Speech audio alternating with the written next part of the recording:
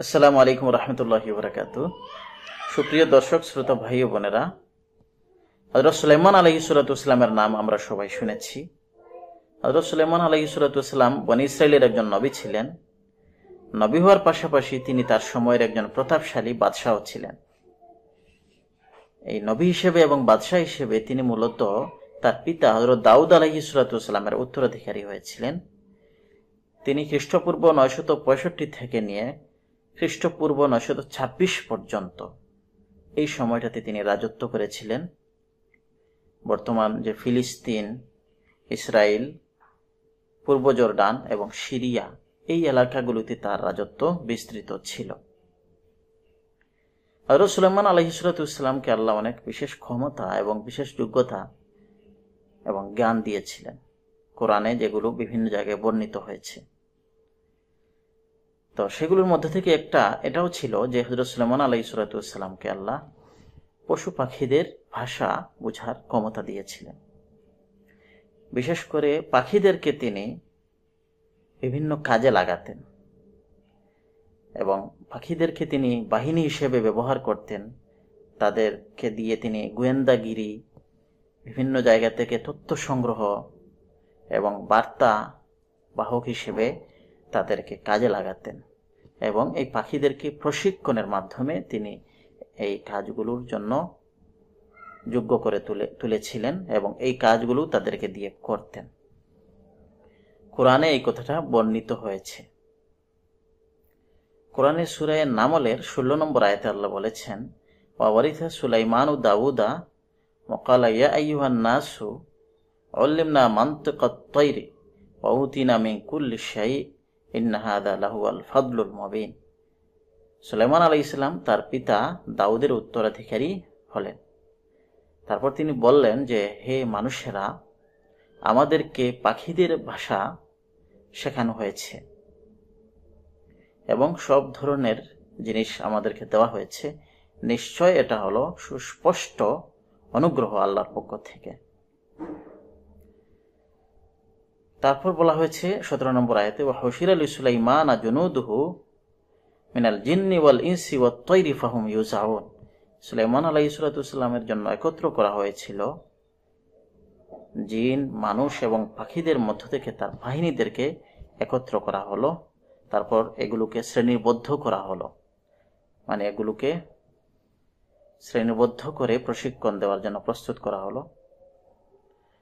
হাত্তা ইদা আতাউ আলা ওয়াদিন নামলি ক্বালাত নামলাতুন ইয়া আইয়ুহান নামলু দুখুলু মাসাকিনাকুম লা ইয়াহতিমান্নাকুম সুলাইমান ওয়া জুনুদুহু ওয়া হুম লা ইয়াশউরুন। তারপর বলা হচ্ছে যে তিনি তার বাহিনী, এই সমস্ত বাহিনী নিয়ে যখন তিনি পিঁপড়ার উপত্যকায় গেলেন, তখন তিনি শুনলেন যে একটা পিঁপড়া বলছে যে, ওহে পিঁপড়ারা, তোমরা তোমাদের গর্তে প্রবেশ করো, সুলাইমান এবং তার বাহিনী যেন তোমাদেরকে পিষে ফেলতে না পারে, অথচ তারা টেরি পাবে না। সুলাইমান আলাইহিস সালাম পাখির এই কথাটা বুঝতে পেরে তিনি হাসলেন। ফাতাবাসসামা দাহিকাম মিন কাওলিহা। সুলাইমান আলাইহিস সালাম পাখির এই কথাটা, মানে পিঁপড়ার এই কথাটা বুঝতে পেরে তিনি হাসলেন। তো এখান থেকে বোঝা গেল যে পিঁপড়ার কথাটা তিনি বুঝতে পেরেছেন। তারপর এই যে 20 নম্বর আয়াত থেকে বলা হচ্ছে হুদহুদের ঘটনা এসেছে, যে ওয়াতাফাক্কাদাত তায়রা ফাকালা মা লিয়া লা আরাল হুদহুদা আম কানা মিনাল গায়বিন। সুলাইমান আলাইহিস সালাম পাখিদের খোঁজ নিলেন। তারপর তিনি দেখতে পেলেন যে হুদহুদ নামক যে পাখিটা, এটাকে তিনি দেখতে পেলেন না। তখন তিনি বললেন যে, কি হলো, আমি হুদহুদকে দেখতে পাচ্ছি না কেন? লা উআযিবান্নাহু আযাবান শাদীদান আও লা আযবাহান্নাহু আও লা ইয়াতিয়ান্নি বিসুলতানিন মুবিন। তারপর তিনি বললেন যে, আমি তাকে কঠিন শাস্তি দিব, অথবা তাকে জবাই করে ফেলব, অথবা সে কোনো যৌক্তিক, তার অনুপস্থিতির জন্য যৌক্তিক কোনো কারণ যদি দেখাতে পারে, তাহলে তাকে ছাড় দেওয়া যাবে। তাহলে বোঝা গেল যে পাখিদের যে বাহিনী গঠন করা হয়েছিল, তাদের মধ্যে নিয়ম কানুন করা হয়েছিল এবং আইন করা হয়েছিল, যদি আইন লঙ্ঘন করা হয় তাহলে সেজন্য তাদেরকে শাস্তিও পেতে হতো। যাই হোক, তারপর হুদহুদ কিছুক্ষণ পর উপস্থিত হলো এবং সে এসে একটা তথ্য দিল সাবা নামক স্থান সম্পর্কে। সেই সাবার মধ্যে, যে সাবা হলো বর্তমান ইয়ামেনের মধ্যে রয়েছে, তো সেই সাবা নামক যে দেশটা, ওইখানে মানে সে গিয়েছিল এবং ওইখান থেকে সে একটা তথ্য বা একটা খবর নিয়ে এসেছিল যে ওখানে একজন নারী শাসন করছেন এবং তারা সূর্যের পূজা করেন। এই তথ্যটা সে হযরত সুলাইমান আলাইহিস সালামকে জানালো। তো তারপর হযরত সুলাইমান আলাইহিস সালাম তাকে দিয়ে একটা চিঠি পাঠালেন যে আমি দেখবো তুমি সত্য বলছো নাকি মিথ্যা বলছো, এবং চিঠি দিয়ে বললেন যে এই চিঠিটা তুমি তাদের কাছে নিয়ে পৌঁছে দাও। তো এই যে ঘটনাগুলো বর্ণনা করা হলো, যে হুদহুদ নামক পাখির সাথে সুলাইমান আলাইহিস সালামের কথাবার্তা, আর যে পিঁপড়ার কথা বুঝতে পারা হযরত সুলাইমান আলাইহিস সালামের, তো এই বিষয়গুলো আসলে কিভাবে ঘটেছিল এটা নিয়ে অনেকে প্রশ্ন তুলতে চান যে পিঁপড়া কিভাবে কথা বলে, বা পিঁপড়ার কথা সুলাইমান আলাইহিস সালাম কিভাবে বুঝতে পারেন, আর হুদহুদ কিভাবে কথা বলে, বা সুলাইমান আলাইহিস সালাম হুদহুদের সাথে কথা বলেন আর হুদহুদ সেটা বুঝে নেয়, এটা আসলে কিভাবে সম্ভব। এই ক্ষেত্রে প্রথম কথা হলো যে মানুষ ছাড়া যে অন্যান্য প্রাণীগুলো রয়েছে, সেই প্রাণীগুলোর মধ্যে যে অনুভূতি রয়েছে এবং সেগুলো মানে সেই যে প্রাণীগুলো, পাখি হোক বা অন্যান্য প্রাণী, সেগুলো নিজেদের মধ্যে তথ্য আদান প্রদান করে নিজেদের মধ্যে তারা একটা মানে অঙ্গভঙ্গির মাধ্যমে বা শব্দের মাধ্যমে মূলত তাদের মনের ভাব প্রকাশ করে, তাদের মনের কষ্ট, দুঃখ, আনন্দ সহ বিভিন্ন বিষয়ে তারা একে অপরের সাথে আসলে প্রকাশ করে। এটা এই পাখিগুলো বা এই প্রাণীগুলোকে যারা